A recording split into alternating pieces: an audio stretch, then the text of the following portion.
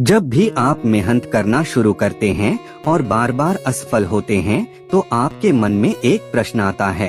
यह प्रश्न यह है कि ईश्वर आपके साथ नहीं है, कि आप बहुत मेहनत नहीं करते हैं, अपनी सारी ताकत लगा देते हैं, आप अच्छा काम करते हैं और उसके बाद भी आपको कोई फल नहीं मिलता है।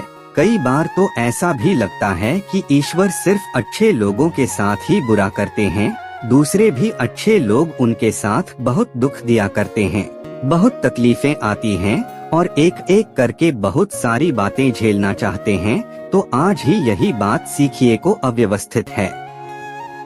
एक बार एक लड़का जिसने अपने जीवन में बहुत ही आगे बढ़ने के बारे में बहुत सपना देखता था, उसने बहुत ही कम उम्र में बहुत मेहनत की थी, उसने बहुत सारी चीजें हासिल कर ली थी और उसे लगता था कि भगवान हमेशा के लिए उसके साथ में है।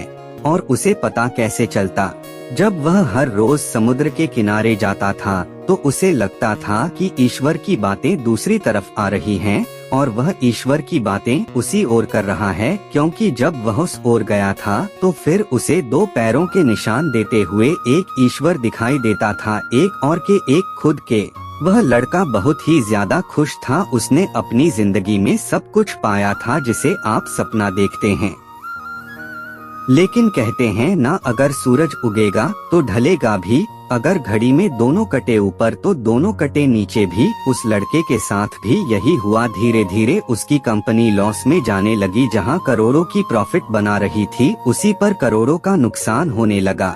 जो लोग उसके साथ जाते थे उसे सबसे ज्यादा दुहक होता था और सबसे बड़े दुहक ये बात हो रही थी कि जब वो समुद्र के किनारे जाता था तो वो पारों के निशान नहीं दिखता था, जिसका मतलब भगवान होता था। साथ में वह लड़का बहुत दुखी था, बहुत ज्यादा था और सोच रहा था कि जब समय अच्छा था तो भगवान मेरे साथ थे, लेकिन जब मेरा बुरा समय आया तो भगवान ने भी मेरा साथ छोड़ दिया और अपनों ने भी मुझे छोड़ दिया। और वो ये सोचकर बहुत दुखी हुआ। लेकिन वह मन से नहीं हारता। उसने डरावनी लकीर खींची और जो भी चीज भगवान ने उसे सिखाई थी उन चीजों को, उन बातों को उस लड़के ने फॉलो किया और फिर से मेहनत करना शुरू कर दिया। फिर क्या था, कुछ दिनों के बाद फिर से उसकी कंपनी की दुकान बंद होने बजाय जहां उसको बहुत घाटा हो रहा था, वही उसको बहुत सारा को मुनाफा होने लगा था और वो फिर से खुश हो गया। लेकिन उसने एक चीज कभी नहीं छोड़ी थी। जब उसने ऊपर वाले में विश्वास और समुद्र के किनारे घूमना शुरू किया था, उस दिन के बाद समुद्र के पास सारी चीजें ठीक हो गई थी, उसकी कंपनी फिर से खड़ी हो गई थी।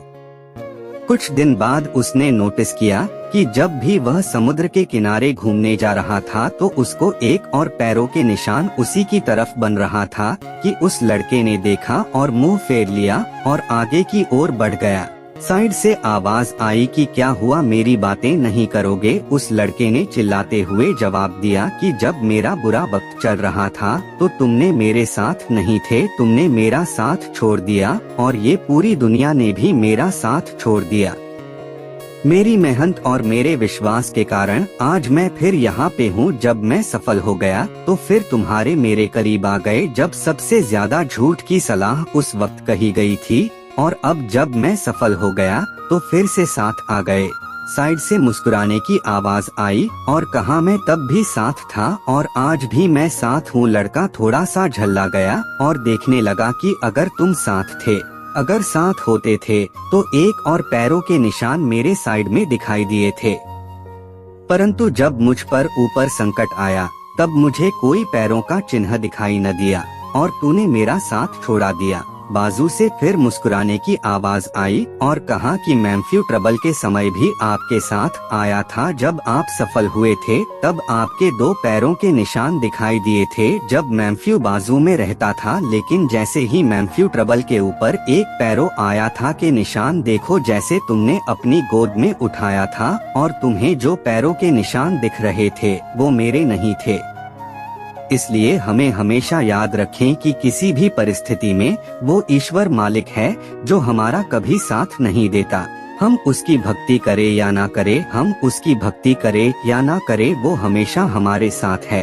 इसलिए इस बात को हमेशा याद रखें, हाथों के रूज से पहले अंगुलियां होती है, जो हमें यही सिखाती है हमें अपने भाग्य से पहले अपने कर्म पर भरोसा रखना चाहिए। आशा करता हूँ कि मेरी बातें आपको समझ में आ गईं और इसे अपने दोस्तों के साथ जरूर शेयर करें ताकि उन्हें भी ये बात पता चले और वो अपने जीवन में आगे बढ़ सकें।